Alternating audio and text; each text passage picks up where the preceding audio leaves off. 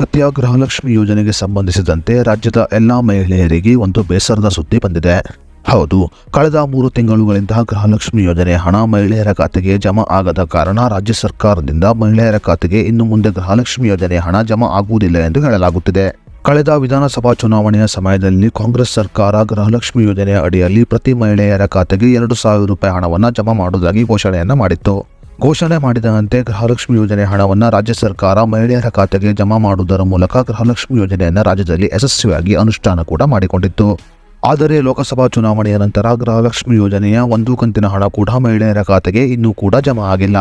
ಗೃಹಲಕ್ಷ್ಮಿ ಯೋಜನೆಯ ಪೆಂಡಿಂಗ್ ಇರುವ ಹಣ ಇಂದು ಅಥವಾ ನಾಳೆ ಮಹಿಳೆಯರ ಖಾತೆಗೆ ಜಮಾ ಆಗುತ್ತದೆ ಎಂದು ಕಾದು ಕುಳಿತಿರುವ ಮಹಿಳೆಯರಿಗೆ ಈಗ ಬೇಸರದ ಸುದ್ದಿ ಬಂದಿದೆ.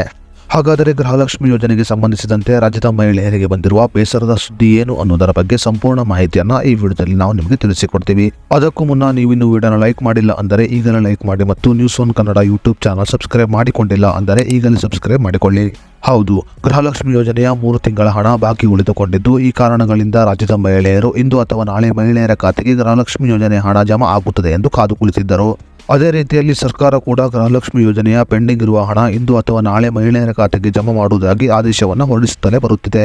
ಆದರೆ ಗೃಹಲಕ್ಷ್ಮಿ ಯೋಜನೆಯ ಹಣ ಜಮಾ ಆಗುವ ಯಾವುದೇ ಲಕ್ಷಣ ಕೂಡ ಕಾಣುತ್ತಿಲ್ಲ. ಈ ಕಾರಣಗಳಿಂದ ರಾಜ್ಯದ ಮಹಿಳೆಯರು ಇನ್ನು ಮುಂದೆ ಗೃಹಲಕ್ಷ್ಮಿ ಯೋಜನೆ ಹಣ ಬರುವುದು ಅನುಮಾನ ಅನ್ನುವ ಪ್ರಶ್ನೆಯನ್ನು ಕೂಡ ಸರ್ಕಾರದ ಮುಂದೆ ಇಟ್ಟಿದ್ದಾರೆ. ಮಹಿಳೆಯರ ಪ್ರಶ್ನೆಗೆ ಸರ್ಕಾರ ಇನ್ನೂ ಕೂಡ ಉತ್ತರವನ್ನ ನೀಡದ ಕಾರಣ ಗೃಹಲಕ್ಷ್ಮಿ ಯೋಜನೆ ರದ್ದಾಗುತ್ತದೆ ಅನ್ನುವ ಮಾತುಗಳು ಕೇಳಿಬರುತ್ತಿದೆ. ಒಂದು ವೇಳೆ ಗೃಹಲಕ್ಷ್ಮಿ ಯೋಜನೆ ರದ್ದಾದರೆ ಸಿದ್ದರಾಮಯ್ಯ ಸರ್ಕಾರ ರಾಜ್ಯದ ಮಹಿಳೆಯರ ಬೇಸರಕ್ಕೆ ಕಾರಣವಾಗುವುದರಲ್ಲಿ ಯಾವುದೇ ಸಂಶಯವಿಲ್ಲ.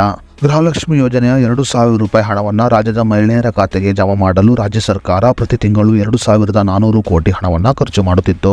ಕೆಲವು ಮೂಲಗಳಿಂದ ತಿಳಿದು ಬಂದಿರುವ ಮಾಹಿತಿಯ ಪ್ರಕಾರ ಗೃಹಲಕ್ಷ್ಮಿ ಯೋಜನೆ ರಾಜ್ಯ ಸರ್ಕಾರಕ್ಕೆ ಹೊರೆಯಾಗಿ ಪರಿಣಮಿಸಿದೆ ಎಂದು ಹೇಳಲಾಗುತ್ತಿದೆ.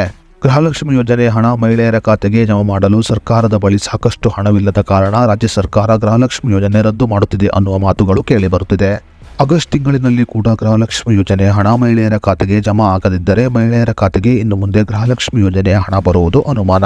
ನಿಮ್ಮ ಖಾತೆಗೆ ಇನ್ನೂ ಕೂಡ ಗೃಹಲಕ್ಷ್ಮಿ ಯೋಜನೆಯ ಯಾವುದೇ ಕಂತಿನ ಹಣ ಬಂದಿಲ್ಲವೆಂದರೆ ಗೃಹಲಕ್ಷ್ಮಿ ಯೋಜನೆಯ ರದ್ದತಿಯ ಬಗ್ಗೆ ನಿಮ್ಮ ಪ್ರಶ್ನೆಯನ್ನು ನಮಗೆ ಕಮೆಂಟ್ ಬಾಕ್ಸ್ನಲ್ಲಿ ತಿಳಿಸಿ.